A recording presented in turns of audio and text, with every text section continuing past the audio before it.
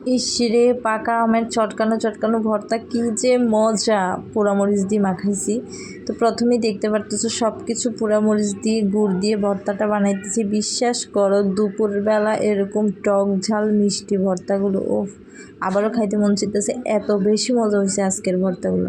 আম কেটে এই 5টা আম দিয়ে ভর্তা বানাবো। আর এখানে লবণ নিয়েছি, আর হচ্ছে যে মরিচ, শুকনো মরিচ এভাবে চটকাইব। এভাবে চটকাইয়ে একদম হাতে ভাঙি গুঁড়ি গুঁড়ি করে ফেলবো আমি। শুকনো মরিচ চটকানো হয়ে গেছে।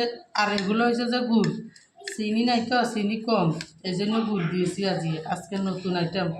গুড় দিয়ে কখনো বানাই নেই আম ভর্তা, এই আজকে প্রথম গুড় দিয়ে আম ভর্তা বানাইতেছি। তো আমি শুকনো মরিচ আর গুড়গুলো একসাথে মিশিয়ে নিয়েছি। মিশানো। তো আপনারা গুড় দিয়ে আম ভর্তা কারা কারা বানাই খেয়েছেন লাইক কমেন্ট করে জানাবেন, আর যদি পারেন একটা ফলো দিবেন। ভিডিও দেখার শেষে একটা শেয়ার। আমার গলাটা হচ্ছে ভাঙ্গা, কাশতে কাশতে গলা ভাঙে গেছে, সেজন্য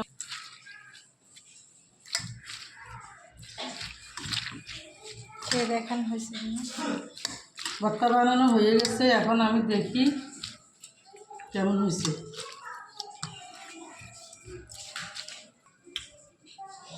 সুন্দর করে লাস্টে দিই।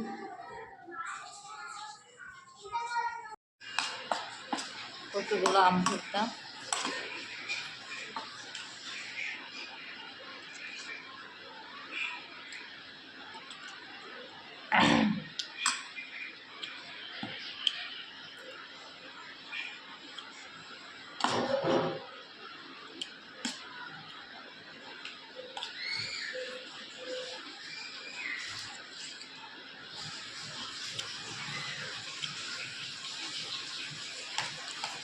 পাকা আম একরকম মজা ভর্তাতে।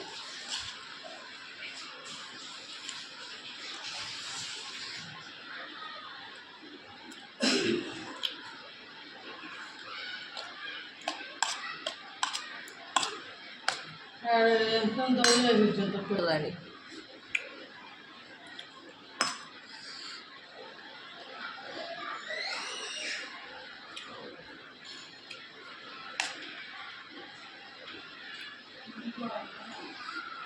কাঁচা আমের ভর্তা একরকম স্বাদ, পাকা আমেরটা একরকম স্বাদ।